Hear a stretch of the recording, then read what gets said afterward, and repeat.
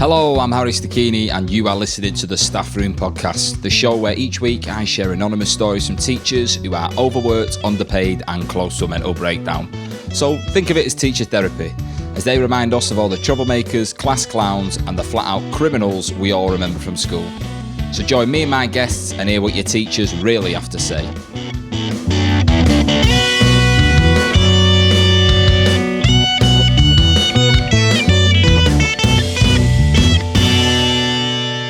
And we're off. Episode number 5 of the Staff Room Podcast. How are we doing, everyone? Thank you very much for tuning in. I have an absolute belter of an episode to share with you today. My guest, is Lauren Pattison, who is a fantastic comedian and very much one of the rising stars of comedy. She's someone that I've worked with a fair few times, but you've probably seen her dotted about on TV. She was most recently on Stand Up for Live Comedy on BBC One. She's appeared on Comedy Central a few times, at live at the Comedy Store and roast battles. She's also supported Jason Manford on tour, as well as Katherine. She's done an awful lot of work in a very short space of time, so I'm buzzing to have her on the show. And it was a good fun chatting to her, because most of the time I see Lauren is within green rooms and you're just having a chat about comedy, bit of back and forth, what's been going on. But it was nice to actually sit down and have a proper chat with her. And I was very surprised to find out that she was an Oxbridge candidate. And if for those that don't know what that means, it means she was being picked to either go to Cambridge or Oxford University, which I was surprised at, not because I didn't think she was intelligent, but she mentioned the school she went to is very rough, and that it actually had a pregnancy unit attached to it because the number of people that were getting pregnant, they just thought it'd be easy if we just put it there.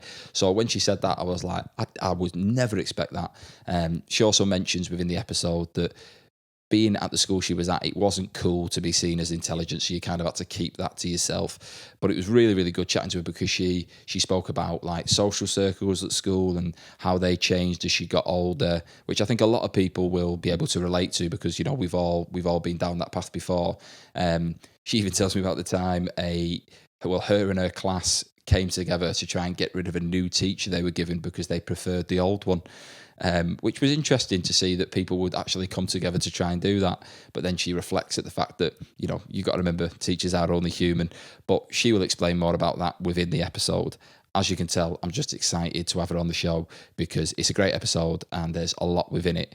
I'm also sharing another listener story that got sent to me, and it's just actually coming from a fellow comedian called Jamie Hutchinson, who me and Lauren both know and have worked with quite a lot. Jamie actually lives in Manchester, so I feel like for us, the story that he sent us is giving us it's just very Jamie, right? And I feel like you'll be able to relate to it, because he makes a point that school shoes, good or bad, can make or break your school day, but I'll let him explain that when we get to his story later on in the episode.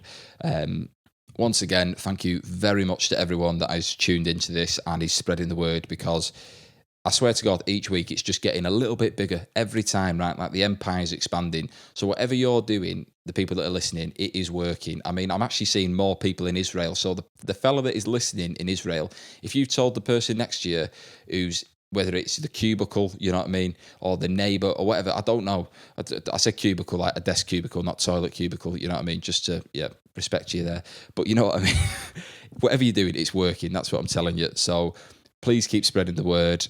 If you've not listened to the other episodes, go back and have a go at them. They're all different. They're all very good. And if you could leave us a review, that would be fantastic, because it just means then that other people who don't know about it can find it and will go, hey, do you know what? That is not shite, because I don't think it is shite. I think each episode's been very different, and they're just good fun to do. And I've got loads more lined up. So I really appreciate that people are coming back to it, because it makes it feel all very worthwhile. Now, the story that I'm going to be sharing today has come in from a college lecturer, which is the first time I've had something come in from someone within higher education. So it's quite interesting to have a read through that. They've sent me 3 little short anecdotes within it. But the catch is that they were actually 22 at the time they were working in this college. So that age gap tended to cause a little bit of an issue, but we will get into more of that later on within the episode. I should also add as well, even within this, me and Lauren have a bit of a chat about comedy, talking about gigs we've done. I even tell her about the time I had probably the most aggressive heckle I've ever had on stage in Belfast, which, if that fella's listening, get over it. You know what I mean? It was a long time ago, but I can't imagine many people are listening to this podcast in Northern Ireland anyway, but hey, well. But yeah, it's a belter of an episode, and thank you very much for the teacher that sent the story in. Thank you very much for Jamie for sending his listener story in. If you want to, you want to get involved with future episodes, just send me a message online with whatever memories you might have of school. And if you're a teacher and you want to send me a story, just drop me an email, staffroompod@gmail.com. And, it's anonymous, so have fun with it. But let's get cracking with this week's episode. This is me, Lauren Pattison, and a 22-year-old college lecturer. Enjoy. But when you were at school, because like you mentioned when we tried to record this first time around, you were very, very academic at school, and like being smart wasn't something you shared. Yeah, I was very bright. I say very bright. I think I was bright. You were Oxbridge. I was Oxbridge, yeah. My school wanted me to go to Oxbridge. I was in top set for everything. I got 8 A stars, 4 A's, 1 B. Hit me GCSEs. 11 years later, and I'm still furious about that 1 B. You're screwing, I got 4 B's, and that was like, oh. Yeah, but I was like, I enjoyed school, that's the thing, and I was one of those kids at school who things did come quite easily to us, which I know is I get if your brain isn't that wired, that school can be really fucking hard for you. Yeah. But I loved learning. I didn't really like maths. Maths was the one thing I really had to work at, but I was still in the top set for it. But because I went to quite a rough school, being smart was never something I was really proud about, because it was the kind of school where people would be like, oh, you're in the top set, you think you're fucking clever. And I was like, well, no, I know I'm clever. That's literally why I'm in the top set. Top set, yeah. And yeah, it felt a little bit like being clever wasn't cool. So I was never the kind of girl who would try and dumb myself down, but I just sort of kept my head down, because I was like, oh, well, being smart at a rough school makes you a fucking easy target sometimes, doesn't it? Oh yeah, definitely. I didn't like sixth form, really didn't like sixth form, but I loved school. And I'm such a little nerd that if someone said to me now, you can go back and we'll do not necessarily another degree, but you can do a course in something. Oh, I'd love to go and do a psychology course, or I'd love to do history thing. I love it. I love history.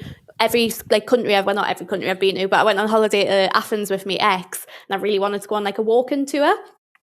So we booked onto this walking tour, and I was at the front of the tour the whole time, because I wanted to hear everything he said. I wanted to ask questions, and I was like, God, that little nerd in you never does quite go away. When I was doing a gig in London one day, I had an entire day to myself, and I went and booked onto a free walking tour. Yeah. And I was the only Brit on it, and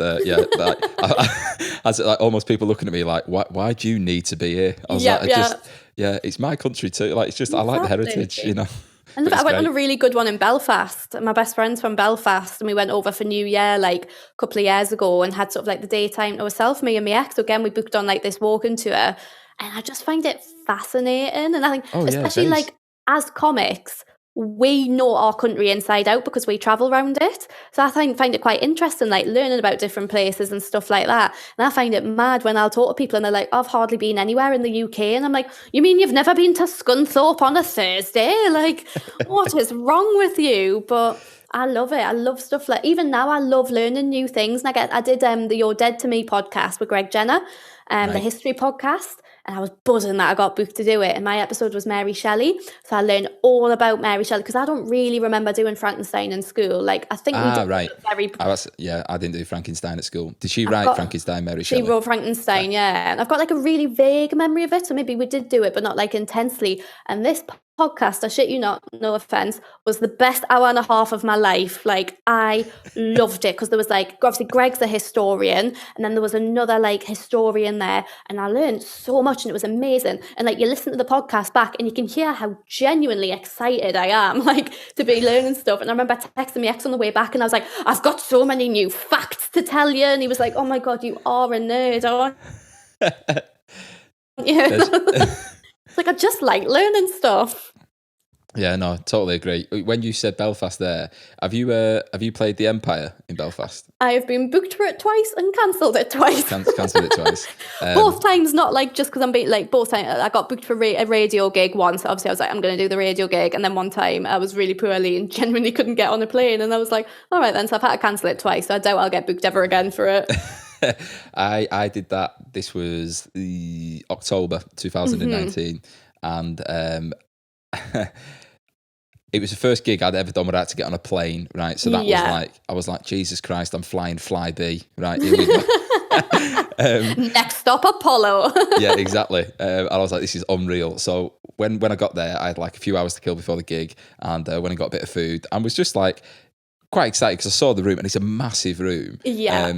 So when I like met the comics backstage, Adam Bloom was on. Oh yeah, and that's the first. It is Adam Bloom, isn't it? It talks really fast. Yes, yeah, yes. And he was really chatty, really nice fella. But he was saying like, "Oh, this room could be difficult." And having never done it before, I was just like, "It'll be all right." You know what I mean? Because I'd like just done Edinburgh, and I felt like on like cloud nine. I was like, "It'll be fine." I've been doing hours, like 20 minutes. This will be a handle doddle. this, yeah. And it was. I made two mistakes. There was a boy and a girl sat in the front row, and I was like, "Are you a couple?" And they said, "No, we're cousins." Oh, that's my phone ringing. I'll just turn that off. I said, are you guys a couple? They said, "No, we're cousins." And I was like, "Oh, right." I said, "So you've never like kissed at a wedding or anything like that?" And like, the room kind of chuckled, but then these looked really fierce at me. So I was just like, "Oh, right, okay," kind of moved on. And then I did this joke about my dad being in the army, and bearing in mind we're in Northern Ireland. Oh, yeah. And just as I like hit the punchline, I heard this like muffling from the balcony, and it was, I couldn't hear it at first, and I carried on, and then I kept hearing it, so I was like, "What is that noise? Like, who is making that?" And then just total silence, and then from the back of the room, I just hear kneecaps, and I went, "Well, what did you say?" And he went, "Kneecaps," and I was like, "Oh, right, you're threatening to blow my kneecaps off." And then he just kept going, "Kneecaps." And they had to take him out of the venue. Like, the security were taking him down the stairs. Fucking hell. And the room are laughing. And I'm like, "Oh, yeah, this is like, I need 150 people to walk me back to the hotel." Okay, because this fucking nut job is going, kneecaps. And my God. finished the set. And then two girls in the crowd afterwards were like, the reason them two people were probably a little bit is apparently because in Northern Ireland it's not uncommon for people to marry cousins. So the fact that I'd gone, "Oh, have you ever kissed?" And then dropped in that my dad was in the army, they were like, "Let's really clap for this fella." So yeah, that's my memory of Belfast. Oh God, that's the worst though, isn't it? When like you walk yourself into a hole in a gig. Like I did it once very new in Edinburgh, and I was doing like a triple header show. This would have been like 2015, so I was like super new. And like my mate had gone on, and these people had talked all the way through. And then my other mate had gone on, and these people had talked. And we were in, I don't know if you know it, Opium, but not the nice room upstairs in Opium, the downstairs. You're literally in the side of the bar in Opium. So obviously there's like 3 rows of chairs. So there's hardly any people in there. So I thought, I'm literally like nose to nose with these people. They must know that like, can hear them talking. So I come on, and obviously like, I'm not Larry, but I'm from Newcastle, and I get I think I'm bigger than I am sometimes if I get a little bee in my bonnet. And obviously I think it was maybe like halfway through Edinburgh, so I was feeling a bit fragile, and I walked out and I thought, if these fucking people talk to you in my set, like who the fuck do they think they are? Now maybe actually I was a bit more Larry when I was younger, like I would have been like 20 years old or something. So I walked on, and sure enough, it's a girl and a boy, and they turned and started talking to each other straight away, and I was like, "Do you know how rude you're being?" I went, "I'm not being paid to be here." I went, "I have literally worked my arse off and saved all my fucking wages.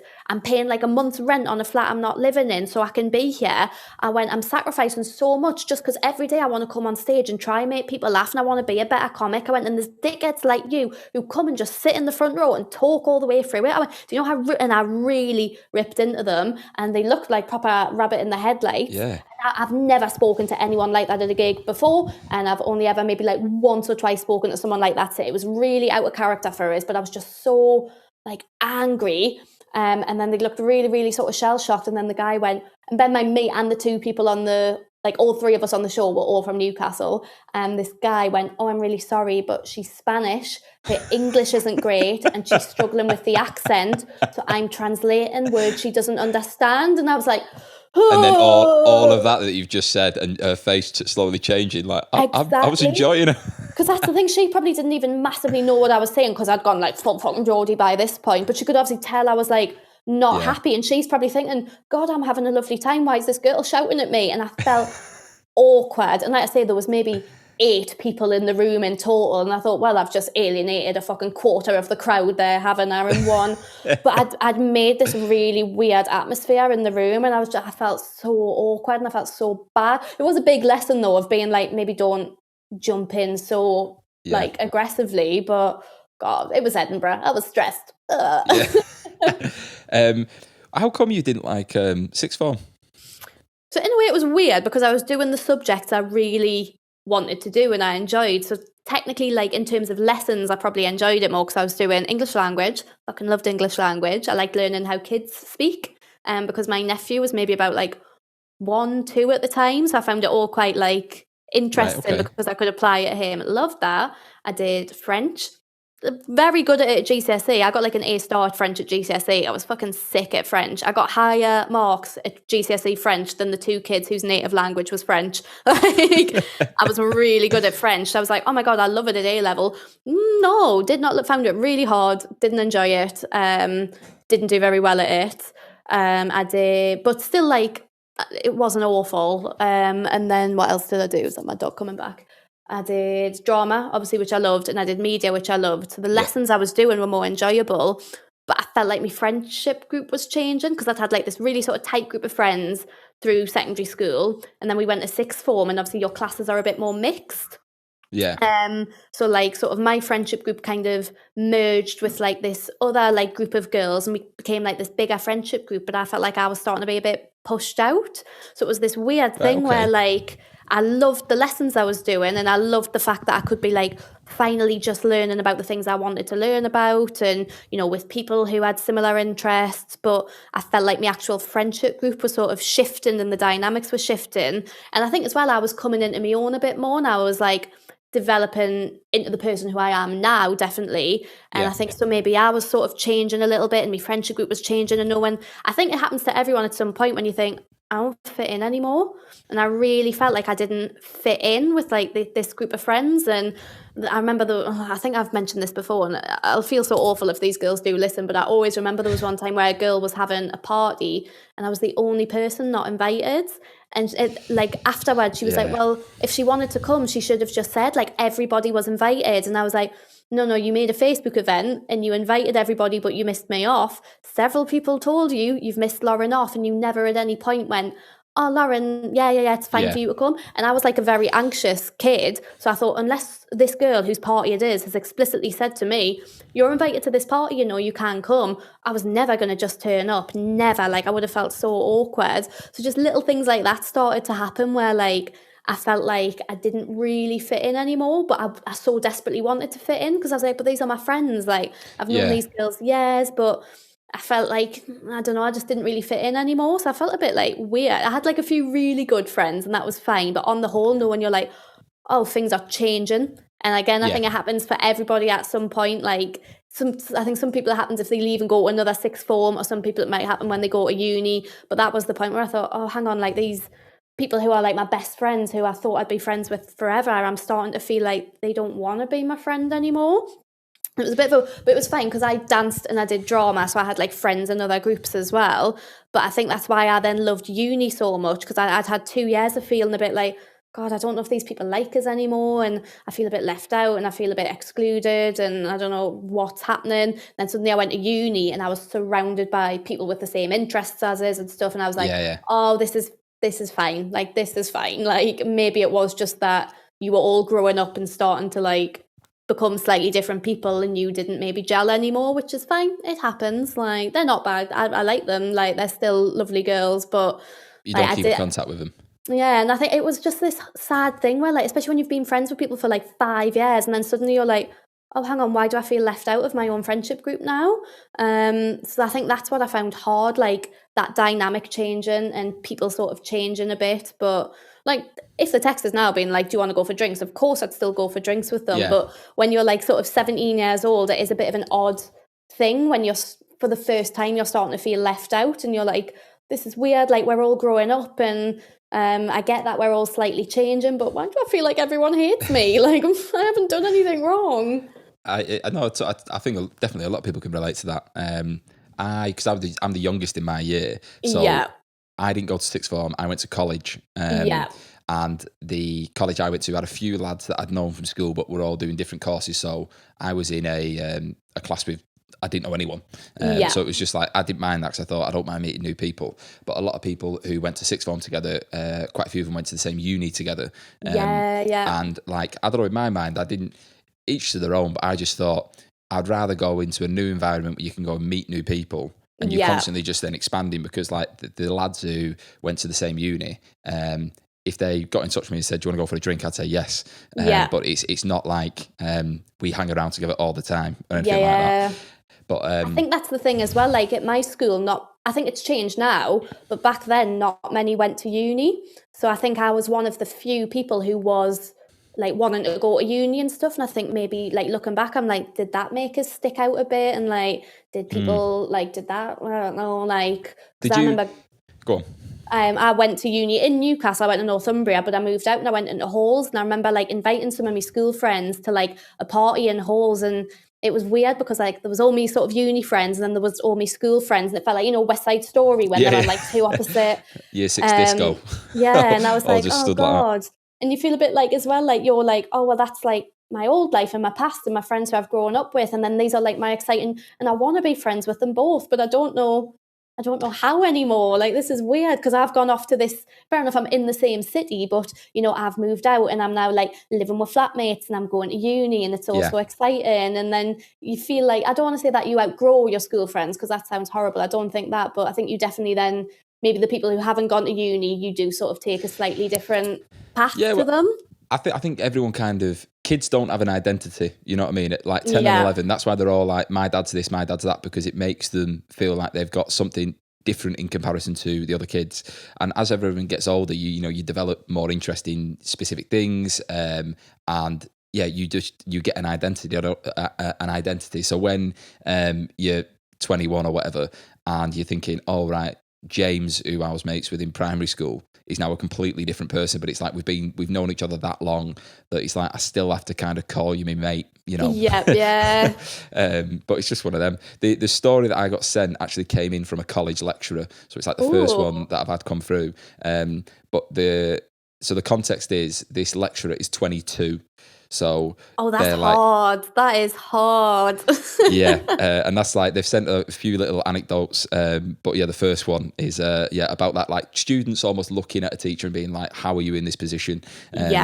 Because I've had it where I'm 26 and I've been in some schools where people are like, "How old are you?" And you tell them, and then they're like, oh right, like you could be like my brother, and it's like, I could. And I remember saying this to you on the one we tried to record, where I used to think I wanted to be a drama teacher, so I went and did a placement. Well, not a placement, but I got like assigned to like a drama group that ran in like a secondary school. And at the time, what, you're in second year of uni? 19, 20? So like I say, I look young now. I look like a fucking fetus then.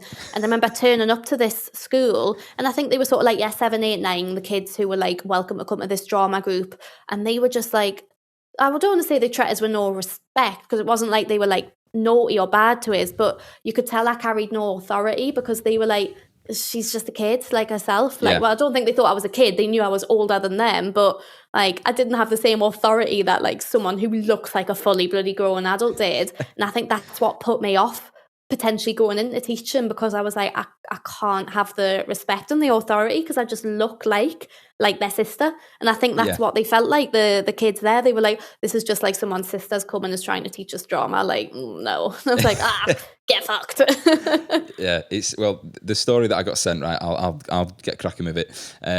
So they started with, hello, the staff room. I started teaching English when I was 22 in a college for people who had failed their GCSEs and didn't have anywhere else to go.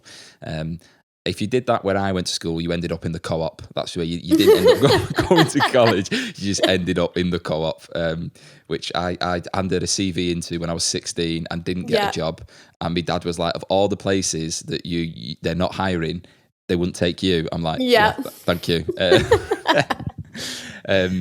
They said, but some of the students were only 3 years younger than myself. And during one lesson, I was interrupted by a student with a very long neck, a massive Adam's apple, and a perfectly round head that made him look like a lollipop.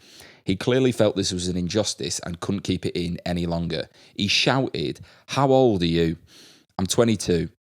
"I'm 19. How are you? Why are you teaching this class?" And a couple of answers sprung to mind. One, because I'm the smartest man alive, which, nice and confident. Two, I don't know either. What is happening? Who's in charge? I'm a little boy. And the third answer, the one I gave him, was because 3 years is a short amount of time and I've made very different decisions to you. And the irony is that I'm now 30 and that student will be 27 and is more than likely doing better than I am in life due to the decisions they've made. I didn't have a teacher that was close to me in age, but there was a guy in our sixth form, a teacher I was not the sixth form, so I want to say he must have been maybe mid-20s, but it was suspected that he was in a relationship with one of the pupils. Oh, this always happens, doesn't it? I love stories like this. I love the gossip. Whether it's true or not, but like our school was split across 2 campuses, so you had... he worked in one and then he just immediately one day started working in another. So I don't know if that was just a case of like out of sight, out of mind. But like the legend came with him, you know what I mean? And everyone was like pointing at him like, that's the guy. I don't know if it's true. I could just be scandalising this fella, but... I feel like it's always a PE teacher as well. It's always like the PE teacher or like, you know, the media assistant or something like... This guy, I think he was a history teacher, but he looked like a second-hand car salesman. But you know what I mean? Someone that had kind of started in the business at 16 and worked his way up. There was something quite greasy about him, but I don't know. Maybe that was, you know, to someone's taste. I'm not sure. The other one they've sent in, right? And you tell me if you've ever had a lesson on this. It said, another time during a lesson on radicalisation. Oh. Yeah, not something I've ever touched on. No. An innocent student with blonde highlights and an overly gelled flick, even though it was 2012 and the flick had long since died out. I've just got Simon from the In-Betweeners. That is what I'm picturing. He shouted with an abundance of confidence regarding suicide bombers. They do it because they get 50 prostitutes in heaven. Bold. I'm not very religious, but I'm pretty sure prostitutes aren't allowed into heaven. No, you have to wait in the car outside. I just think like I think God might have something against it. They might have danced in a club called Heaven, but whether they're allowed in, I'm not sure. I'm not going to heaven. I had this conversation with someone the other day, and I was like, no. Even now, I'm like, there's no redeeming me. I am straight to the fiery pits of hell when it comes. There's a lad in a school I worked in who he was a big Christian, and we were walking along one day, and he just came out with, he was like, why did a man have sex with another man one day and just make gay men? And I was like, I said, I don't think it really works like that. Yeah. And he was like, yeah, but like someone would have had to start it for other people to just do it. He was like, because it's not right. But he wasn't being malicious about it. I was just like, yeah, but I get what you're saying. I was like, but I don't think it's a case of, I think probably a lot of people have done it for a long time. Yeah. And society's meant they've either had to do it in private, yeah, you know, and things are way more accepted now. And he was like, yeah, but someone would have had to like start the movement. He makes it sound like it's the conga. Like just if one person starts, everyone else will join in. But yeah, he was just like, he wasn't being malicious with it. But I said, it's fine if you think it's wrong. I was like, but you can't like say that to someone else and then expect them to just agree with you. Be fine with it, yeah. Or like impose it, especially because one of the teachers at the school I knew was gay. And I felt a bit like going, maybe don't mention this in that person's class, you know what I mean? Yeah. Because you will get thrown through a wall. But yeah, he says, prostitutes, I thought, you've gone to all that effort of blowing yourself up and then you have to pay for sex in heaven. I like this guy. Seems like he's got a sense of humour. Yeah. He says, I wonder, do these heavenly hookers have a pimp? Now that would be an RE lesson. I should have thrown that back to the lad and his homophobia. Just like, what do you reckon? Yeah. You know, the disciples on a stag do. Imagine. Right, okay. And then the last one they've sent in was, and now this was my all-time favourite of theirs. So, however, my all-time favourite was during an exam. On my last day at work, 2 boys in the front row were muttering. And I asked what the problem was, and this verbal diarrhea came out of this freckled-faced 16-year-old. Now, I'm going to try and read this as I imagine the kid would have said it. Okay. Mm-hmm. So, sir, I've got my girlfriend pregnant, right? I don't know how. We've only had sex 4 times. I've had sex 4 times, sir. 4 times, and she's pregnant, and I don't know what to do. Now, I feel like this lad has really underestimated the power of teenage sperm. You know what I mean? Because whether you do it once or 4 times, it's just the emphasis on the 4. Yeah.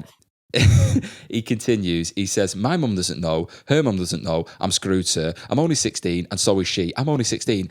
What am I going to do? Now, this is really bad of me because I knew it was my last day at the job. So I answered the problem with this: get on with your English work. Which I felt like if you confided in your teacher about getting your girlfriend pregnant and they came back with that, I'd be like, maybe this is not the best situation. It sounds like how my school, I told you on the last one, didn't I, that my school just had a teenage pregnancy unit in it. No, really? Yeah, so like there's this really good, it sounds like I'm slagging it off whenever I talk about it, and I'm really, really not. I think it's great. So there was this like sort of thing in the, I'm saying the thing as well, sounds like I'm diminishing it, but I don't know how to describe it. So it's one of the big hospitals up here had this thing called like, well, I'll not name it, but it was basically if you got pregnant as a teenager, you would be sort of like transferred to this place and you would be able to continue your education, like your maths and English and that kind of thing, but they would also like prepare you for motherhood and like learning to be a mum. And then when the baby was born, you would bring the baby, so again you could continue your education but also like learn how to be a mum.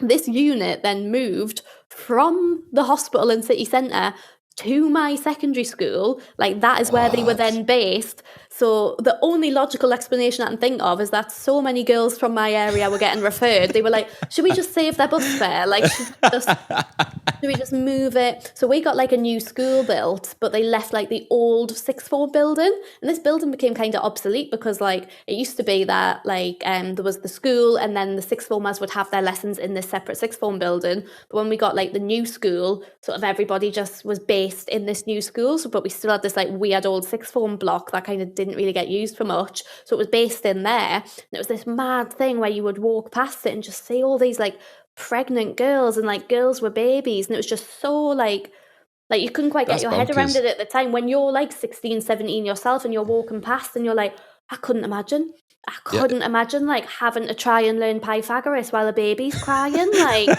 that's so stressful. It would be more for me. I can't imagine my dad's face if I told him I'd got someone pregnant. I he would hit the fucking roof. That's mental though. So they put the unit there and like, was it busy? I think it was quite like, well, I can think of a good few from my year alone who ended up going there. Like, hell. But I'm always worried that when because I've talked about it on a couple of podcasts, I'm always worried it sounds like I'm slagging it off or like taking the piss out of it. I genuinely think it's wonderful. Like, what better way to make sure that like teenage girl, because if you think about it, without things like that, the teenage boys get to continue their education. They don't have to drop out of school, and it's the girls who have to drop out, which is like it takes 2 to make a baby. So I do think it's genuinely like a really good thing of being like, cool, if you want to continue your education, here is a place for you to be supported. And I mean, only in the northeast, but still, I think it's brilliant. But yeah, no, I've worked in places where there's people that are my age that have got like 4 kids, and I look at that and I'm like, whoa. You know, I used to think when I was 16, by this age, that I would have a child. Yeah. And now I'm like, I don't see it for at least 6-7 years. Nah, I thought by 25 I would be like, if not married, definitely engaged. and like say if not already have a baby, then I would definitely be like pregnant. So I thought like by 26 I would definitely be like married with first kid, and then sort of like by 30 I might have like married, 2 kids, house sort of thing. And now I'm like 27 and I'm like, I'm so far off. My sister had 2 kids when she was my age, and I find that baffling because I know she's my sister and I know she's older than me, but like well, my nephew's like coming up to 10 now, so sort of like when I think back like 10 years ago, my sister seemed so grown up then, so like she didn't seem like, of course she seemed young, but she didn't seem like, whereas now I'm like, God, could I imagine having 2 kids at this age? I feel too young and I feel too immature, whereas she seemed like so grown up, but she probably wasn't. Like looking back, she was probably just as bloody like all over the place as me. I'm just like, yeah, I could, like there's a guy who I was friends with in school in my year, and at Christmas he's just had his 3rd kid, and like it's lovely to see that. Obviously he's got like this lovely little family, but I'm like, I couldn't have one. I can't look after the dog. I was telling you, the dog ate my braces yesterday. Like, I'm not ready to have a baby. Like, nah. No. But in a way, I'm all right with that. Like, when I sort of started getting closer to like 25 and stuff, I was like, oh my God, like I thought I'd be married. But then when you think about it, I'm like, but no way could I handle a baby. No way. I know, it's like when people say to me, are you ready? And I will be ready when I'm out of my overdraft. That is my answer to that. So as soon as I am, I'm not getting texts from NatWest every other day going, Harry, you owe us money. But like, I don't like sharing food.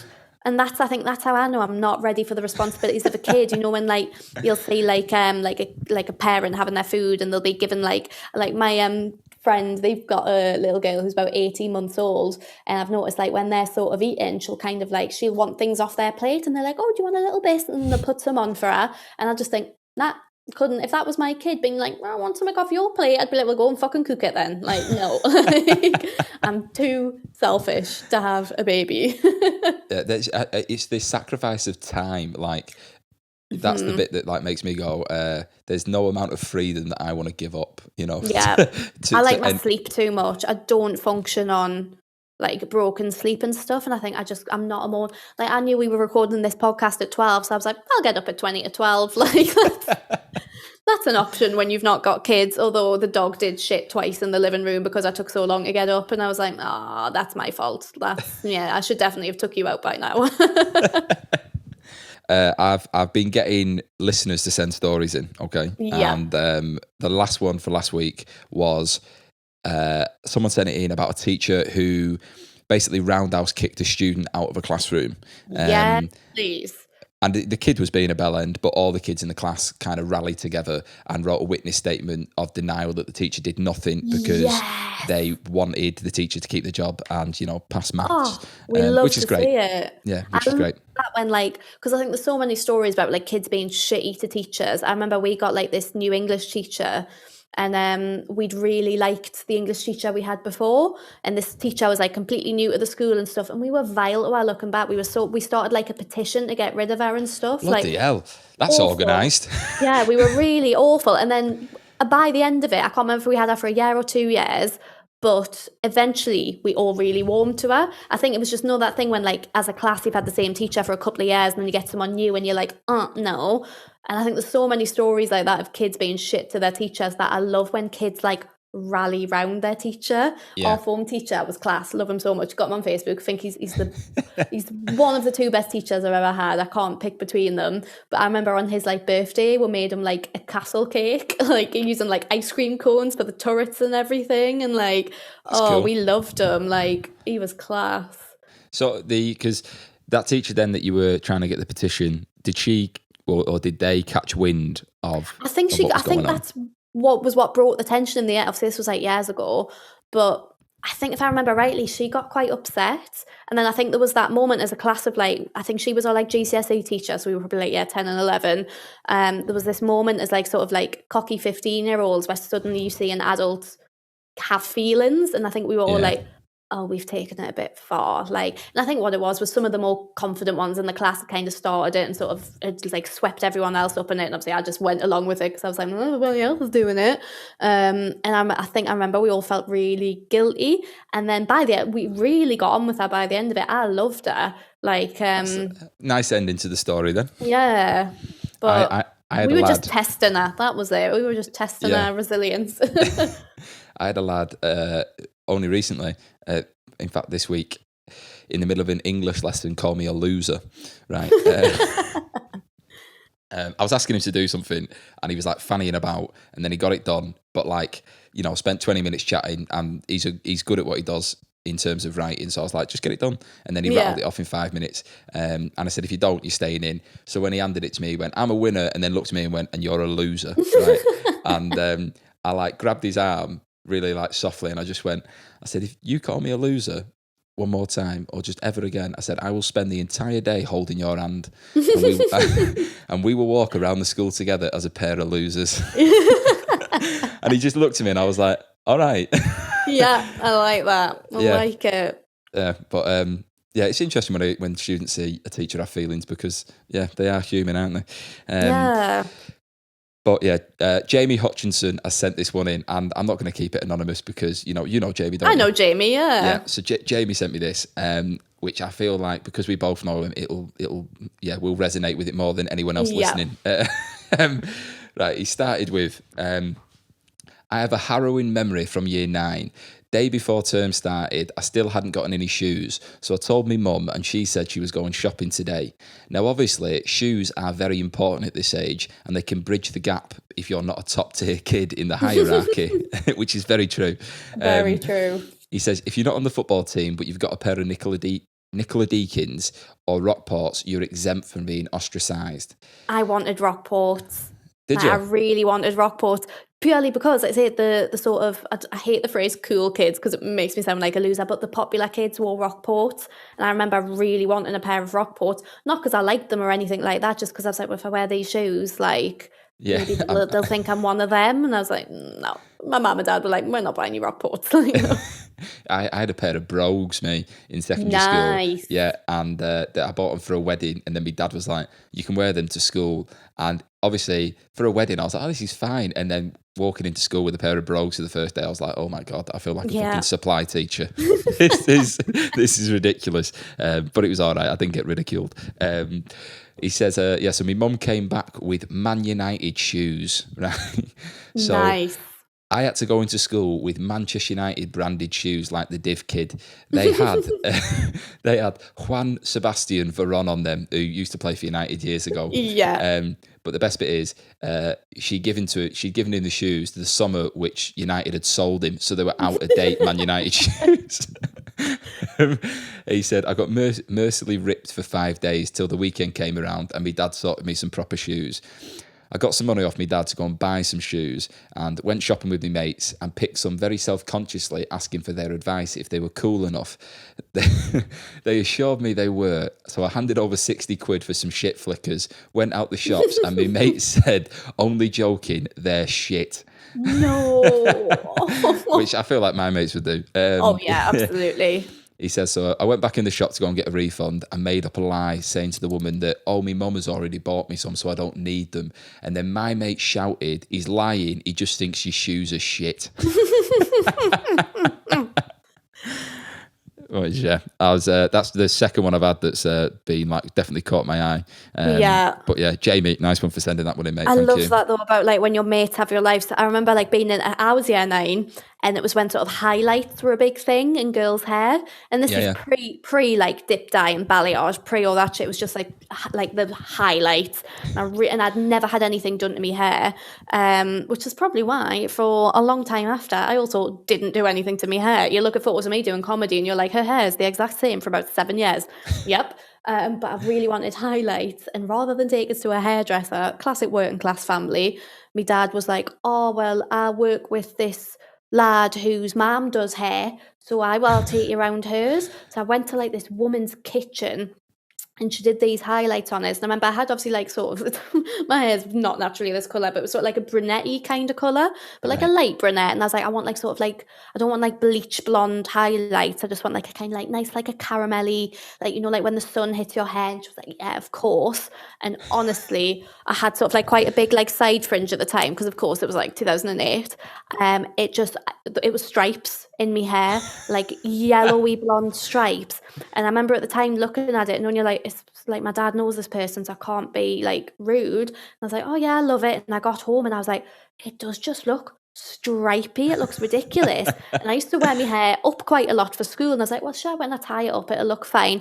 So I tied it up and it looked worse because obviously I had my fringe, and it was like just these stripes through my fringe. And I remember coming into school the next day and feeling so embarrassed, and I said to my friends, like, does it look all right? I think it looks a bit stripy. And they were like, no, like, it looks lovely, it looks fine, it looks beautiful. And obviously it took ages to grow out, and eventually when it sort of grew out, they were all like, oh my god, yeah, it looks ridiculous. Like, oh my god, it was so stripy. And I was like, you absolutely, like, I respect them for not telling us at the time, but it was just, I think I knew deep down though that they were lying. I was like, it does look shit. And once you've done something to your hair though, you're like, I just gotta live with this. Yeah. Like, oh god. I shaved my head once. After I've got a hat on at the moment, obviously, but my hair's massive at this moment. Yeah. I've not had it cut since November, so I've got this like little flip coming out the side here, like I've abolished slavery at some point. It's a terrible barnet, but I shaved my head. This was a few years ago. I got it done in a barber's, and he fucked it up. How can you fuck up shaving a head? Yeah. You know what I mean? But he double checked. He was like, "You sure you want this doing?" I was like, "Yeah, fine." And then when he did it, I basically had like a bit of a tuft at the front. That I thought, how's he? You know, it's just got to be one length, and he's left this bit at the front. So I thought I'll do it when I get home. And it was like a Tuesday night, 7:30. I went to go and get my clippers, and I set the height at the wrong setting essentially. So as I cut into my hair, I immediately went fuck, and I had this like square missing at the front, and I just started a job the day before. So I then rang my girlfriend Poppy, and I was like, you need to come and sort this out. So she drives like 20 minutes to my house. When she arrived at the house, I've done the front of my head, but I can't do the back. But it's like like a prisoner of war. And it took her 5 minutes to get up the stairs when she opened the door, because she was howling laughing when she opened it. My God. And I just had this, like, it was awful. But I went into work the next day, and it was in this office, it was just me, the boss, and his son. That was it, 3 people. So it's not like I could hide. And as I walked through the door, I'd had, from like really curly hair to, I think it was a 3 all over. Oh, wow. He's like, I'd almost done it with a bic. And he was like, why have you done this? What has led to this? He actually said to me, he said, you look like a member of the EDL. And I was like, I am. Surprise. Exactly. Is that a problem? Will that be a problem, mate? God. But I've never shaved my head since. It's just very flat, my head on top. So that's what I always think, like, when I sort of see lads were like, especially with like lockdown and stuff, how so many lads have just been like, fuck it, like my hair so desperately needs a cut and needs dyeing, but so many lads have just been able to be like, I'm just going to shave my head. And I think like, but what if you shave your head and you've got like a really not nice shaped head? Like, because your hair hides all that, doesn't it? I'm like, it would be just my luck to shave my head and to have like a really uneven shit head. Like, no. Mine is like that flat. There is a patio on the top of it. Like when I cut into it, there was a little version of me sat on it. Like, what have you done, Harry? I was like, fucking hell. Lighting up the barbecue. yeah, exactly. Like, don't you feel silly? But what colour did you have? Like a blazer at school? We didn't wear. Now they wear blazers. They've changed all the uniform now, so they wear blazers. But it used to be, like right the way when I was through it, you had a jumper and it had like the name of the school and then like the school's logo. But every year group had a different colour, but that colour went with you, if you know what I mean. So like the year that the year 11s left, they were like the purple badge, which meant when they left, that purple badge then went to year 7. So I was purple when I was in year 7, 8, 9, 10, 11. And then when we left year 11, the purple then goes back to... If that makes sense, So there was like 5 different colours. So my sister was green when she went. So you'd have like blue, green jumpers, purple jumpers. It was just like the little logo on it would be like a different colour, but as well it was good for. It meant obviously like if someone was being naughty in the corridor, you would look at the logo, so you would at least know what year group they were in, which I get was good. But I was like a kind of. I want to say navy, but it wasn't. It was like a weird, like washed out bluey navy colour. Okay. But they have got blazers and ties now. And I remember coming. I think they've only had that for like the last year and a half or something. I remember coming back to Newcastle and leaving my house around the time that school comes out and seeing them all walking towards us in their blazers. And I was like, "You look fucking ridiculous!" Like, I just think putting shit kids in a uniform that involves blazer and a tie, I'm like, you can polish a turd, but you can't. No, we all know they're feral. Like wearing the school uniform to the court appeal. Just like, it's the only suit then I've we got. went to sixth form, and it was daft because I was like really, really skinny. So like jeans and stuff wouldn't fit me. So I would always wear like shorts and leggings. That's what I would wear, or shorts and tights. And then I think maybe like halfway through sixth form, they brought in a rule and they were like, girls can't wear leggings and girls can't wear shorts even if they've got tights. Like girls have got to be in like jeans or trousers or something. Right. And we were all like, all right. And they were like, and also you can't wear joggers. Like, because a lot of people would do things like dance or sport, and they're like, if you're doing a course like that, yeah, you can wear joggers for the class, but you can't wear them around school. So it felt like they were bringing all the, and you felt like saying at the point, rather than just telling us everything we can't wear, just say, because there was a posh sixth form near us, and they had to wear, the boys had to wear suits and the girls had to wear like blouse and skirt kind of thing. So like it wasn't a uniform, but there was a dress code. And it got to the point where we were like, you're telling us all these things we can't wear. You might as well just say, we want you to dress like this. Like it was ridiculous. And then it was like, you can't wear these shoes and you can't wear these shoes. And I was like, mate, just grow a pair of balls and pick a uniform then, because you're clearly like, I think they made one where you couldn't wear your coat inside. I'm sure that was a one, because when we got the new school, we had lockers, and they were like, well, you've got no reason to be wearing your coat around school. You can put it in your lockers. And it's like, God, why are you bringing so many riddles in for us to solve as what we can wear? My school blazer was navy, right? It was black. That was the school set standard, had to be black. And most people bought theirs from John Lewis because the badge came sewed on, right? Yeah. That was just like the shop everyone went to. And my mum was like, no, you're not getting it from John Lewis. And she said, because you're just not going to wear your blazer, you're just going to stuff it in your bag. I know what you're going to do. So she went to Marks and Spencer's and cut the badge off an old piece of my sister's uniform, and then sewed it onto this blazer. Wonky, I might add. Right? Okay, so like if you looked at it, it was just pissed. And when she passed me the blazer, I was like, she said it's navy. She said it's black, and I went, that's green. She was like, Harry, it's black, and I was like, Mum, it was like a deep emerald green. Okay, yeah. And when the sun hit it, I fucking shone, right? You were heading to Oz, yeah. Yeah, exactly. A lot of the school concierge, right? I stuck out like a sore thumb. And I remember they were doing like, do you know when you have like award ceremony at the end of year 11? And they give out, colours for football and all the rest of it. They were calling out this award. And I was all right at football at school, but I was never, like David Beckham or anything like that. Yeah. But they were calling out this award for PE, saying, this person, this award goes to the person that brought the kit every week, tried really hard, all the rest of it, blah, blah, blah, blah. And I like whispered to me, I was like, what div is going to get this? And then they were like, Harry's the key in it. And I stood up and I was like, thank you. Went and collected me award and came back, and you had to go on like a little, in front of everyone essentially. And as I came back, my mate was like, your blazer's green, innit? And I was like, I fucking knew it. But my mum to this day would be like, it's black. It's black. It's Marks and Spencer's emerald green blazer. Thank you. I would love that as well. Like when at the start of the year when you'd be like, oh, you might be like, I'll get you a new uniform or whatever. And there'd always be the kid who for whatever reason hadn't got new uniform. And I get it, like maybe they didn't have the money, or maybe their parents were like, oh no, like there's still life in that. But ours would all be like back to being like really like shiny, fresh and blue. And there would be these kids in these washed out jumpers, and you could see that they were like, oh God, we really stick out. And I was like, oh, kids are so shit as well, because that's the one thing. Like I wasn't a bully at school. I just kept my head down. Just signed petitions. That was it. I just signed passive-aggressive petitions, which has definitely followed me into adulthood.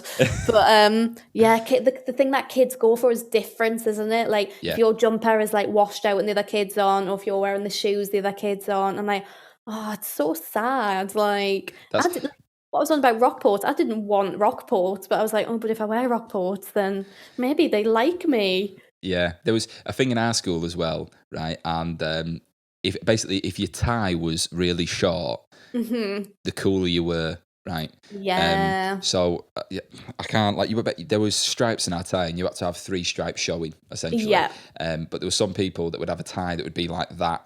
Okay, and I was like, it looks fucking ridiculous. But if you had a tie that was that small, it was like that guy is hard. Do not go near him. My tie was 3 stripes because I was like, I'm not conforming to that absolute nonsense, right? Yeah, you might laugh at me, but this is the appropriate way to wear a tie. Yeah.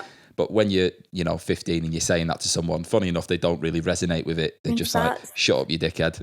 See, we didn't wear ties in secondary school when I was there, but in primary school, I can't remember if it was when you got a year 5 or year 6, it was one of them, you had to wear a tie. But it was like just a tie on a bit of like elastic sort of thing, the one that like sort of goes around your head. And I used to hate it because like obviously after a while like the elastic gets really like tight, so your tie would be like absolutely choking you. And I remember looking back and being like, that's so weird, like making like, and it was a pretty rough school, but sometimes I think rough schools do these things to be like, oh look, like we can be fancy too. And it's like, no, I don't know if that's still a thing. My niece and nephew go to that school now. I'm gonna have to ask them, do you have to wear a tie?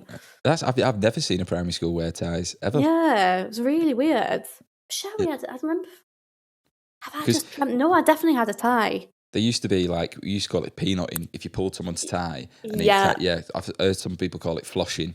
But yeah, that used to be a nightmare. Just be like, your tie being like, oh, for fuck's sake. I remember in PE once, Joe Wilkes, who was a mate of mine, put my school clothes into my school bag and then padlocked the zips together. And I was just like, right, so I'm wearing my PE kit all day until I snap the zips off. Yeah, we had this one kid. And like he was really short, and he was a bit like of a gobshite kind of thing. And people would always not necessarily pick on him because he was like a bit of a like I say, a bit of a gobshite himself. But he sort of attracted trouble, and he would get himself into situations. But he also, I think, he caused lots of trouble himself. But because he was little, and when our like new school was getting built, there was a lot of skips around. He would always get thrown in the skip. Ooh. Like, which is just brutal. And like I say, I feel bad because it sounds like he was being bullied, but I don't think he was being bullied. I think he was one of these kids who's maybe like runs his mouth a bit and then like lends himself into these situations, but then lets it happen again and again. So I think he probably liked the attention or whatever. Maybe he didn't. Maybe it was horrific for him.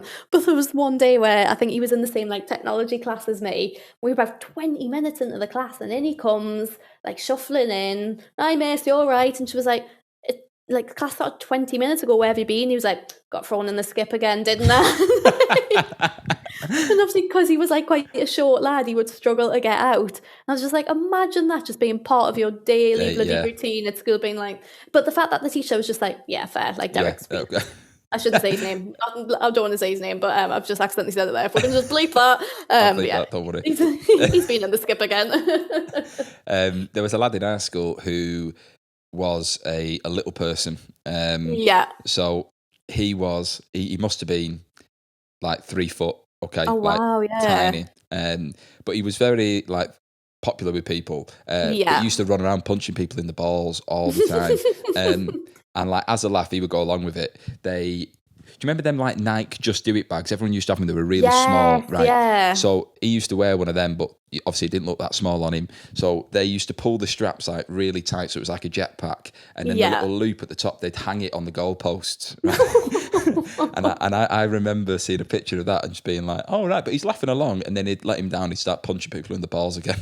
Yeah. Like, I feel like, he was, it didn't seem like it was nasty at all. But, maybe if he's punching people in the balls, that's his way of getting his own back. Who knows? Exactly, yeah. Oh, drawstring bags, man. I remember like I used to bring, this would have been like early on in school, I used to bring like my PE kit in like one of them little like drawstring bags. You know how you would always get them free with things like back in the day. JD one. And I think I used to love like Jacqueline Wilson books because of course I was a 12-year-old girl, and she had this book called Love Lessons, and I think with the book you got a free like pink like drawstring bag, and it had like a little heart on it with Love Lessons, and I was like, cool, that'll be good for my PE kit. And I always remember some of the like really chavvy like older kids one day seeing us walking with me bag, and they were like, ha ha ha, you love lessons, do you? Ha ha ha, you love lessons, ha ha, you fucking swat, you love lessons. And I was like, oh man, and I went and sat the next lesson and just picked the logo off it. I was like, this is not worth the fucking hassle just to be able to bring me swimming kit to school. Like, no way. What's a SWAT? A SWAT, like a nerdy kid. I've never heard that. Like a SWAT, yeah. No, I've just like a nerd, or a geek. Yeah, we would call them like SWATs, like the little like SWATs. Like the little kiss arsey, oh miss, pick me, like that kind. And I wasn't a SWAT at all. I was clever, but I wasn't a SWAT. Like I didn't like suck up to the teacher and that kind of thing. But I think it's awful as well when you go to like a bit of a shit school as well, and you're like, it's just not worth the hassle. It is Yeah, not worth the you have to hassle. take the high ground all the time to be like, I'm going to walk away from this. Yeah, exactly. You're like, can't answer back because we'll get my head kicked in. So I will just. I always wonder what it would have been like if I'd gone to like a bit of a more well-to-do school, and like, would I have like really excelled because maybe like being bright would have been encouraged a bit more. Not that it was discouraged at my school, but like it wasn't cool to be smart. I'm like, oh, well, if I went to like, like when you, especially in comedy, when you know how many people went to bloody private school, and you're a bit like, well, if I'd had like a private education, like, would my life have been totally different if I had like grown up not being like ashamed of being smart? Like, what would I have done? Would I still have pursued comedy? Or like, I find it so interesting because I've got a brain in my head, and sometimes I do think like, oh, I wish I had a job where like I got to use that brain a bit more, but I probably wouldn't be able to now. Like, I don't know what I would bloody do. Obviously, I did my degree in drama as well, so it's not like I could be like, oh well, I did a maths degree, so I can pick anything up. But I'm like, yeah, I do often wonder if I'd gone to like a really good, not even a really good, but if I'd just had maybe like a private education, would that have set us on a different path? Or would deep down I always have wanted to be creative and always wanted to, you'll never know. Yeah, no, that's a good way to look at it. Because, well, did you just get into comedy through doing your degree? So even from about like sixth form, which is probably like what I was on about before, when maybe like friendship groups started changing stuff, I discovered that I liked being funny and I liked making people laugh, and I was getting this like new confidence, and I liked doing it at my drama group. And when I was like 15, I'd done like a couple of stand-up gigs at my youth theatre, which looking back, like they obviously weren't comedy gigs, they were just like gigs at the youth theatre for the parents, but they were like under the guise of stand-up. Then I started doing comedy. My first gig was May of me last year of sixth form. So I was like coming up to like my A levels and stuff. So I'd already like, by the time I went to uni, I'd already started doing comedy. Okay. But I'd known all along I wanted to do like a drama degree. I was like, I love acting, I love performing, I know I want to do a drama degree. But yeah, I started doing comedy sort of like back end of sixth form. And then sort of it was in the back of my mind the whole time, like especially the further on in uni I got, when you can like sort of pick what you're doing a bit more. All my projects would revolve around like comedy and like not like, oh god, this is going to sound like I'm slagging them off and I'm not, but I remember one of the assessments we had to do was you were in groups and you had to like pick like say like 20 minutes of a play and obviously like stage that kind of thing. Everybody else picked like plays about paedophilia, plays about the Holocaust, really like serious, hard-hitting plays. And me and my two lad mates were the only ones who picked a comedy. And I was just like, how mad? Like, shit, you can't tell me that nobody else on this course is interested in like, because this wasn't even stand-up. This was just, we picked a funny play. Yeah. And I remember we got marked down for it. It was like, we did so fucking well. Like, Marked down for the fact you picked comedy? We got marked down for the fact we picked a comedy because, and I quote, comedy is easier. If it's easier, why were we the only group who fucking did it? It's because it's not easier. It's harder. It is so much harder, and it's harder to make people it's the hardest laugh thing to write, yeah. than it is. It's so much harder to like play funny and to like make people laugh than it is to have this really serious, hard-hitting piece where all the emotion is there in the text anyway, and all you have to do is sort of like essentially bring that to life. Everyone can sort of be like, not everyone, but most people who act can do that quite easily and like ham it up and do that sort of thing. But not everyone can do the comedy stuff. And I remember we were so fuming that we'd been marked down for doing comedy. I was like, mate, I'll tell you what, let's run a comedy module and see how many of these fuckers pass it. Let's. Yeah. If it's so easy. But that's bonkers. Because it's great. The timing is something that's like, most people I've spoken to that are actors say that comics are very good at transferring their skills into, acting. Yeah. And after finishing Edinburgh, I did like a year at a drama school in Manchester. Just because I was like, I wanted to develop that skill set. Because I watched a guy do a one-man play in Edinburgh and it just like knocked me fucking socks off.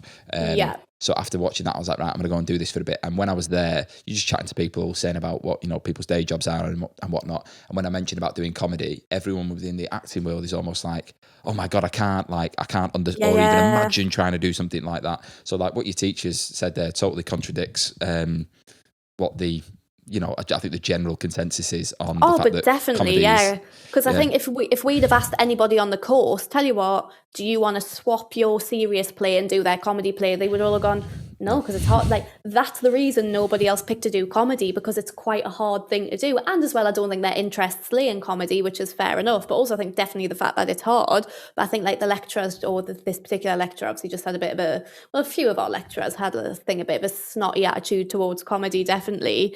And it's just absolutely maddening, like so maddening. But yeah, I love it. I love it. Have you got anything you would like to plug before... because I'm going to put like this out in sections, but anything you'd like to plug? Not really. It's one of them things. I'm like, come see me gig, and then knowing my luck, we'll get put in a bloody 95th lockdown or whatever.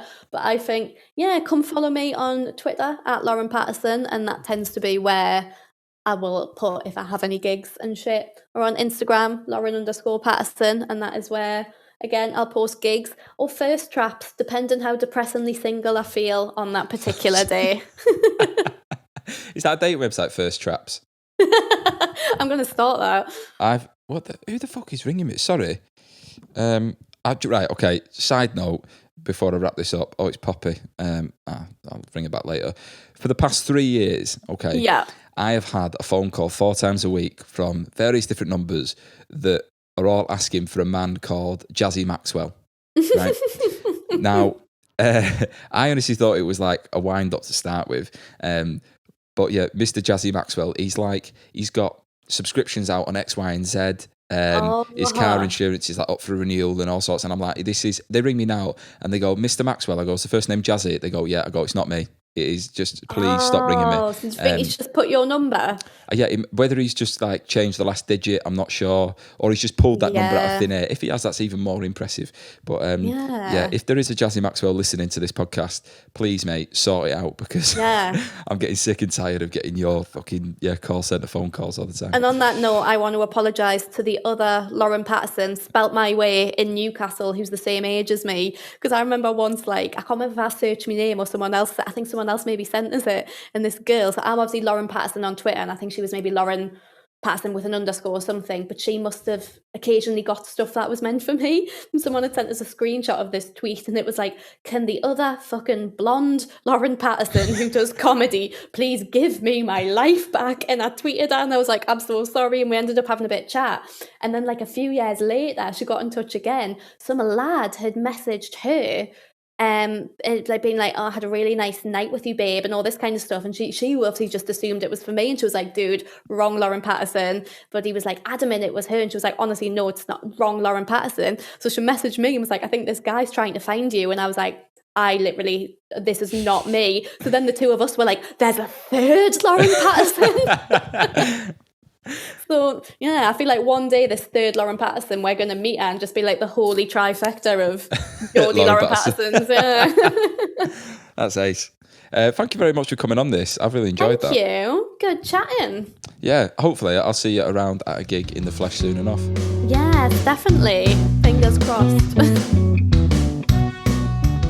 I can't be the only person who's wondering what happened to that 16-year-old. Because if he did go ahead and have that kid, it would be a 7-year-old now, like that. It would have already done its SATs. And that would be equally disappointing if the kid had passed his SATs and his dad still hadn't passed his GCSEs. It's like, Dad, can you help me with my homework? No, I can't. I don't know if you are listening, mate. Let me know. That would be a 7-year-old. I can't imagine that amount of responsibility. A dog is enough for me at this moment in time. But yeah, massive thank you to the teacher that sent that in. Really, really fun having Lauren on the show. How great is she? I mean, if you can go and check her out live, definitely do. She's actually got her show, Lady Muck, is available on Amazon, and definitely worth checking out. It got like critically acclaimed when it was at the Edinburgh Festival a few years ago, so definitely worth checking that one out. Next week's episode, I have James Allen, who is a very good mate of mine, and I'm just looking forward to having him on because I know what some of James's school days were like, so I'm excited for him to share some of them with you. And the story that we're going over has come in from an assistant ed teacher who on this particular day was hot on the heels of a very smelly kid who was running around the school, but I will tell you more about that in next week's episode. So until next week, look after yourself and take it easy.